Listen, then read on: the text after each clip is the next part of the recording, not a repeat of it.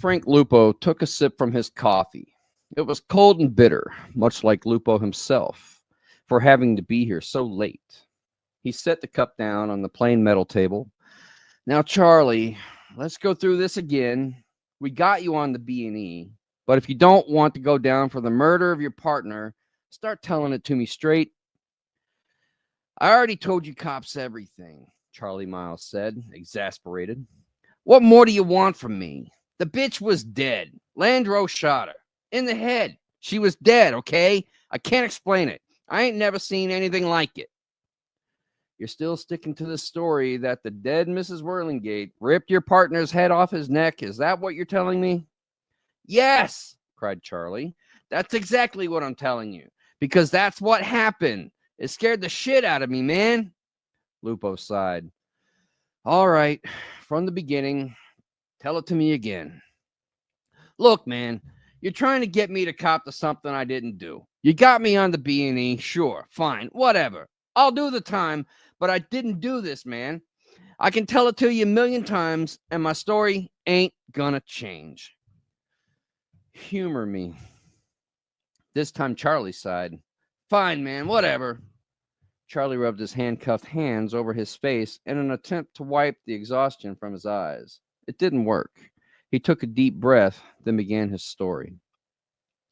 It was just supposed to be a routine job.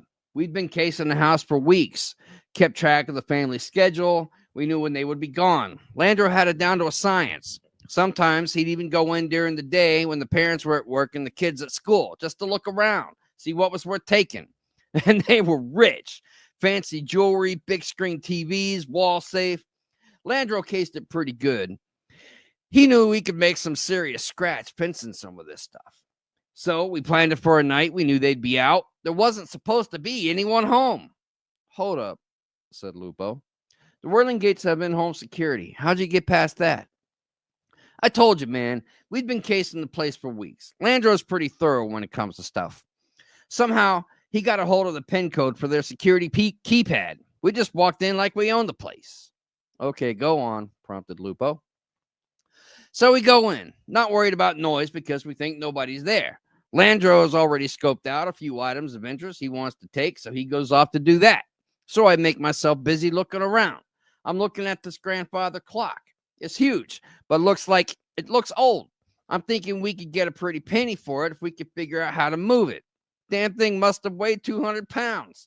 It would have taken both of us a lot more time than we had to get that out to the van. So I'm thinking we'll pass on the clock this time around. And that's when I hear it. Hear what exactly? Interrupted Lupo. I hear this child's voice. Mommy? I look up and the little girl's at the top of the stairs. I look over at Landro. Landro looks at me. Landro pulls his gun. The kid screams. Suddenly the mom appears out of nowhere. She rushes toward Landro and he fires. And the back of her head just exploded. I swear, she wasn't supposed to be there. Silence filled the interrogation room as Charlie paused. Lupo said nothing, waiting for Charlie to continue.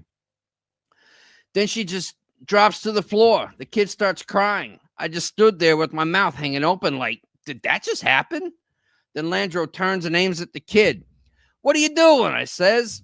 No witnesses, says Landro. He starts to pull the trigger, but suddenly, there she is, the mom, holding her head and everything. And with a scream like a banshee, she reaches out and rips Landro's head right off his shoulders. Blood was spraying everywhere, and she was screaming, and the kid was crying, and that was it. I freaked out, and I bolted. Lupo sighed again.